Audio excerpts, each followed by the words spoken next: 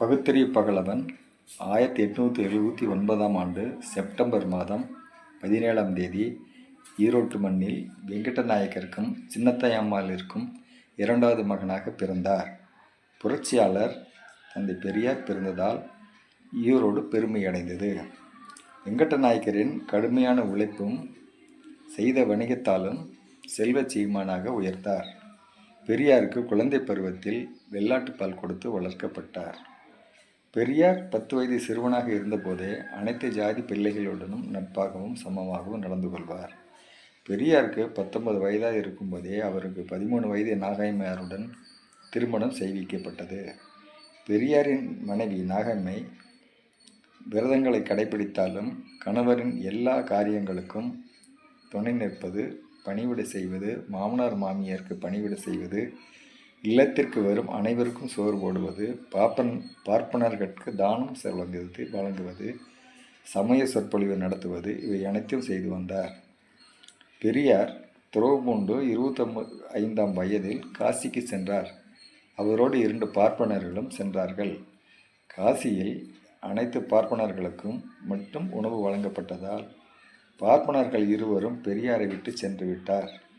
வாழ்க்கை முழுவதும் செம்மையாகவும் தூய்மையாகவும் இருக்கும் என்று நம்பி காசி சென்ற பெரியாருக்கு அங்கு கண்ட காட்சி ஒழுக்க ஈனமும் விபச்சாரமும் மலிந்து கிடந்ததை கண்டார்.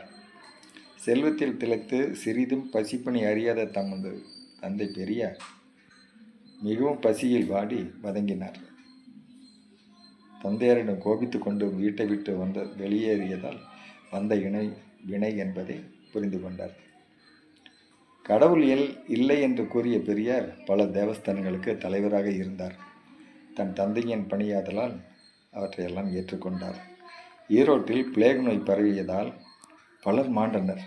பெரியார் அநேக இறந்த உடல்களை தம் தோள் மீது தூக்கிச் சென்று அடக்கம் செய்தார். இது அவருடைய மனிதநேய பண்பை நாம் சரியாக அறியலாம்.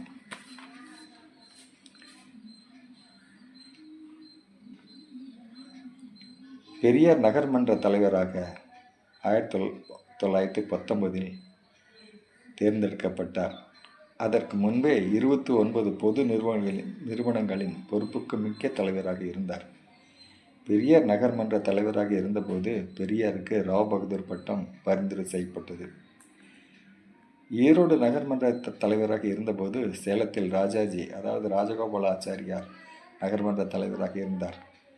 ஈரோட்டு நிர்வாகத்திறனை கண்டு வியந்த ராஜாஜி பெரியாரிடம், நீங்களே சேலத்திற்கும் சேர்மனாக இருங்கள் என்று கூறினார். பெரியாரின் தங்கை மகள் விதவையானது ஐயாவின் மனதில் பெரும் பாதிப்பை ஏற்படுத்தியது. ஆணுக்கு பெண் அடிமையில்லை என்று சொன்ன பெரியார் தமது குடும்பத்தில் 1909ஆம் ஆண்டிலேயே தங்கை மகளுக்கு விதவை திருமணம் செய்து வைத்தார். குடும்ப கட்டுப்பாட்டை பரப்பிய பெரியாருக்கும் நாகம்மையாருக்கும் ஒரு பெண் குழந்தை பிறந்து 5 மாதத்தில் இறந்துவிட்டது. 1933 நாகம்மையார் அவர்கள் மறைந்தார். நாகம்மையார் செய்மருதி இயக்க பிரச்சாரம் பற்றி முன்னேற்றம் என்ற சிங்கப்பூர் பத்திரிகை எழுதியது. நாகம்மையார் வாழ்ந்ததும் வாழ நினைத்ததும் எனக்காகவே தவிர தனக்காக இல்லை என்று பெரியார் பாராட்டினார். தன் மனைவி இறந்த பின்பு பெரியார் அவர்கள், இனிமேல் நான் இன்னும் தீவிரமாக பொதுப்பணி செய்யும் வாய்ப்பு எனக்கு கிடைத்துள்ளது என்றார். பெரியார் தன் மனைவி இருந்து மறுநாளே 144 தடை உத்தரவை மீறி 12/5/1933 அன்று திருச்சியில் கிறிஸ்துவ திருமணத்தை நடத்தி வைத்ததால் கைது செய்யப்பட்டார்.